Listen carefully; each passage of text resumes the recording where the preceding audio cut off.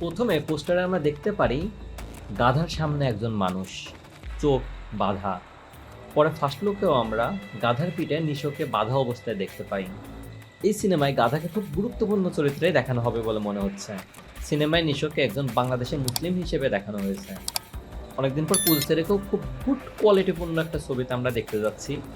চঞ্চল চৌধুরী বরাবরই অসাধারণ এবং নিশো তো আছেই। সিনেমার সাউন্ড, লাইটিং, সিনেমাটোগ্রাফি সব কিছুই দুর্দান্ত। অনেকেই সিনেমার কিছু সিন গোট লাইফের সাথে মিলাচ্ছে, কিন্তু আমরা আগেও দেখেছি তুফান এবং সুরঙ্গর কিছু সিন অন্য মুভির সাথে মিল থাকলেও পরে কাহিনী পুরোপুরি ভিন্ন। আশা করি দমের ক্ষেত্রেও সেটাই হতে যাচ্ছে। সিনেমার ফার্স্ট লুকে এক্সট্রা কোনো ভিএফএক্স নেই, সিম্পল কাট, জাস্ট অসাধারণ। আশা করি ফার্স্ট লুকের মতো সিনেমাটাও সবাই উপভোগ করবে। টাটা।